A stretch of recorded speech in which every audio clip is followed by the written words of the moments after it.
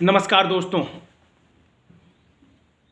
आप सभी देशवासियों का मैं संजय सिंह राणा अपने इस ऑफिशियल भारतीय सर्वधर्म पार्टी के यूट्यूब प्रोग्राम में आपका हार्दिक स्वागत और अभिनंदन करता हूं। दोस्तों, आज हम बात करेंगे, आज हमारी मौजूदा सरकार ने अपने दूसरे कार्यकाल का अंतिम पूर्ण बजट पेश किया है। साफ लफ्जों में कहा जाए तो 2024 के चुनाव को देखते हुए देश की जनता को एक लालीपाप पुनः पकड़ाने की चेष्टा की है। यह बजट पूर्ण रूप से चुनाव को ध्यान में रख करके देश की 135 करोड़ जनता को पुनः गुमराह कर वोट बैंक को अपने पाले में लाने की चेष्टा मात्र है। इससे ज्यादा मोदी सरकार के इस बजट में गरीबों के लिए कुछ नहीं है। मध्यम वर्गीयों को सिर्फ 2 लाख रुपए टैक्स स्लैब में बढ़ा करके लालीपाप पकड़ा करके उन्हें गुमराह करने की चेष्टा की है। अर्थात जो टैक्स स्लैब 5 लाख रुपए तक का था उसे 7 लाख टैक्स फ्री किया गया है। और शिक्षा के क्षेत्र में इस बजट में कुछ भी नहीं है। शिक्षा को निःशुल्क बनाने के लिए, उसकी गुणवत्ता को सुधार करने के लिए इस बजट में कुछ भी नहीं है। चिकित्सा के क्षेत्र में इस बजट में कुछ भी नहीं है कि आम नागरिकों को अच्छी गुणवत्ता पर शिक्षा, चिकित्सा निःशुल्क मिले। इसमें कुछ भी नहीं है। न्याय को ध्यान में रख करके 7,000 करोड़ रुपए इन न्यायालयों के लिए सरकार ने जारी किया है, जो कि अच्छी पहल है। किंतु ऐसा कोई प्रावधान नहीं किया गया है कि आम नागरिकों को न्याय मुफ्त और समय से मिले। रोजगार के लिए भी यह बजट पूरी तरह से निराशाजनक है। भारतीय सर्वधर्म पार्टी परिवार इस बजट को पूर्ण रूप से खारिज करता है। जहां देश की आम नागरिकों की जरूरतों को ध्यान में रखा जाए, जिस प्रकार हमारे देश की अर्थव्यवस्था धराशायी है, महंगाई चरम पर है, वहां हमारे देश की 135 करोड़ जनता इस बजट को लेकर के बहुत आस लगाए बैठी हुई थी कि महंगाई पर नियंत्रण होगा इस बजट से। कुछ उत्पादों पर टैक्स को 21% से घटा करके 13% किया गया, लेकिन वह सिर्फ चंद दिनों की बात है। चुनाव जैसे संपन्न होगा पुनः वही हाल हो जाएगा। इसका उदाहरण पिछले 10 वर्षों से हम देखते चले आ रहे हैं। इसीलिए उस मामूली राहत को लेकर के हमें ज्यादा खुश होने की आवश्यकता नहीं है। इस बजट में भी हमारी मौजूदा सरकार ने एलपीजी सिलेंडर को लेकर के कोई राहत की घोषणा नहीं की। डीजल पेट्रोल को लेकर के किसी प्रकार का कोई आश्वासन नहीं मिला।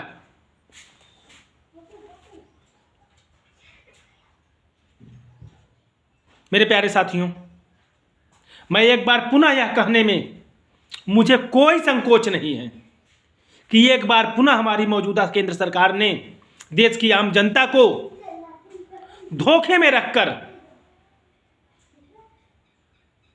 पुनः लालीपाप पकड़ाने की चेष्टा की है, हमें गुमराह करने की चेष्टा की है। जैसा हम देखते चले आ रहे हैं, 312 रसोई सिलेंडर आज हम 1100 रुपए में खरीद रहे हैं। हमारी सरकार कह रही है प्रति व्यक्ति आय दोगुनी कर दिया है मैंने। हम भी इसी देश में रह रहे हैं। धरातल से हम और आपसे ज्यादा किसे जानकारी होगी? कागजों में कुछ भी कहा जा सकता है। जहां मीडिया उनकी चापलूसी कर रही हो, जहां अन्य राजनीतिक दल, यहां तक कि विपक्ष सत्ता पक्ष की हां में हां मिला रहा हो, वहां आम जनता की तकलीफ समझने वाला कौन है? आम जनता की तकलीफों पर बात करने वाला कौन है? आम जनता जिस प्रकार तिल तिल मल रही है, उसे राहत देने के लिए प्रयास करने वाला कौन है? आखिर हमारी आम जनता किस पर भरोसा करे? किसके भरोसे अपनी इन तकलीफों को सहन करे कि कोई तो आएगा जो हमें इन तकलीफों से निजात दिलाएगा? ऐसा कोई प्रतीत नहीं हो रहा है। और हमारी ये मौजूदा सरकार जिस प्रकार निष्ठुर बनी हुई है, वह चिंता का विषय है। हमारी सरकार को चाहिए कि तत्काल रसोई गैस सिलेंडर में 50% की कटौती की जाए। रसोई गैस सिलेंडर जो 1100 रुपए में मिल रहा है, उसे नहीं तो कम से कम 500 रुपए तक लाया जाए। हमारी सरकार बार बार कहती है इस बार कि 81 करोड़ लोगों को हमने मुफ्त अन्न उपलब्ध कराया। क्या इससे पहले हमारे देशवासियों को फ्री का राशन नहीं मिलता था? यह कौन सी बड़ी बात है? लेकिन हमारा देशवासी 300 का सिलेंडर 1000 रुपए में कभी नहीं खरीदा था। यह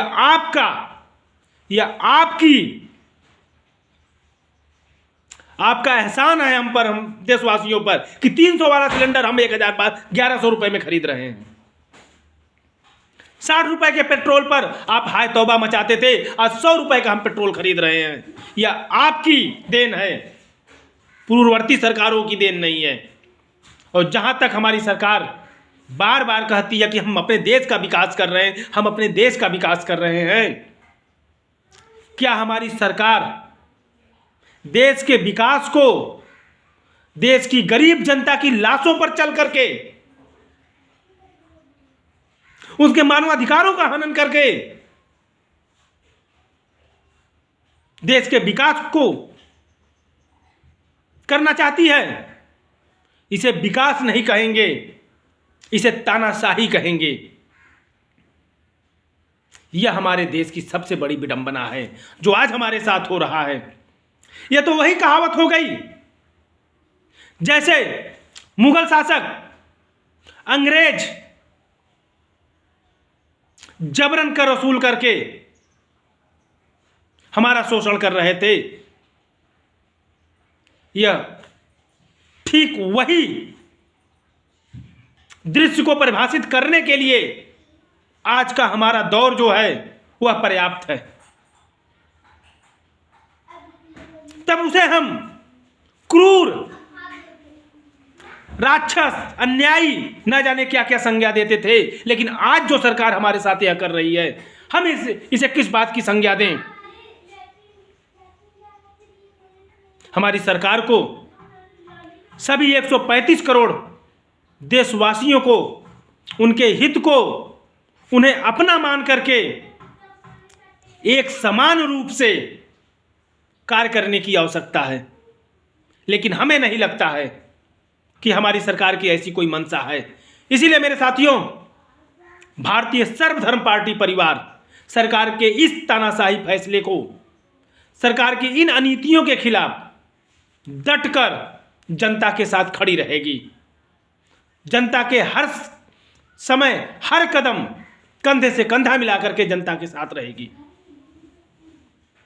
2024 के लोकसभा चुनाव में भारतीय सर्वधर्म पार्टी उत्तर प्रदेश के सभी 80 सीटों पर अपने प्रत्याशी उतारेगी, जिससे इस तानाशाही राजनीतिक पार्टियों को, जो पिछले 75 वर्षों से हमारा दमन करते चले आ रहे हैं, इन्हें उखाड़ फेंका जाए। और इस अभियान में आपका यह छोटा भाई संजय सिंह राणा आप सभी का साथ चाहता है, कि आप बढ़ चढ़कर भारतीय सर्वधर्म पार्टी के इस सपने को, जहां शिक्षा फ्री हो, चिकित्सा पूरी तरह फ्री हो, न्याय पूरी तरह फ्री हो और हर व्यक्ति को, हर बेरोजगार को रोजगार प्राप्त हो, ऐसा भारत बनाने में आप हमारा साथ दें। जय हिंद, जय भारत।